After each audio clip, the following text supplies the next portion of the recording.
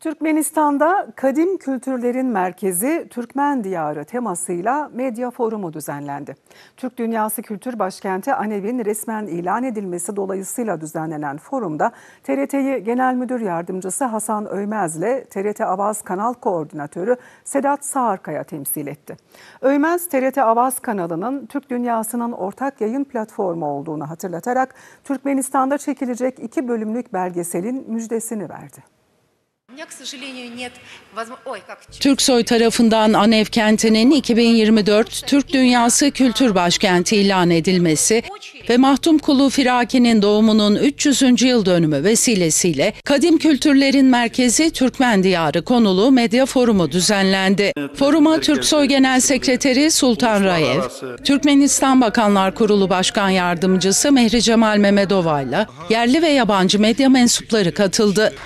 Forumda TRT'yi Genel Müdür Yardımcısı Hasan Öymez ile TRT Avaz Kanal Koordinatörü Sedat Sağırkaya temsil etti. Hasan Öymez konuşmasında TRT Avaz kanalının ortak yayın platformu olduğunu vurguladı. Mahtumkulu Firaki belgeselinin çekimlerine başlanacağı müjdesi ise salondan alkış aldı. TRT Avaz kanalımızın Türk dünyasının ortak yayın platformu olduğunu söylemek ve özellikle altını çizmek istiyorum.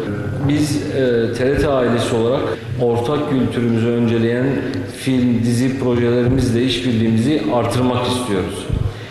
Nitekim Arkadağ şehri ile Mahtumkulu Firaki hakkındaki 2 bölümlük belgesel film çalışmamızın da startımızı önümüzdeki ay vereceğiz. Bu da Türkmenistan'a yönelik bir müjdemiz oldu.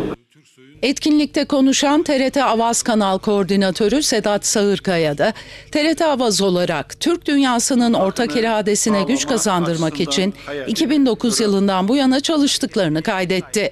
Türk dünyasının ortak iradesine güç kazandırmak, düşüncede, sanatta, edebiyatta Türk varlığını fark edilir kılmak için planlı ve yoğun bir şekilde 2009 yılından beri çalışmalarımızı devam ettiriyoruz. 5 Türk lehçesinde ve Rusça olarak Türk dünyasındaki gelişmeleri haber bültenlerimizde yer veriyoruz. Türksoy Genel Sekreteri Sultan Rayev de Türk Dünyası Yayın Birliği'nin kurulması için çalışmaların başladığını duyurdu.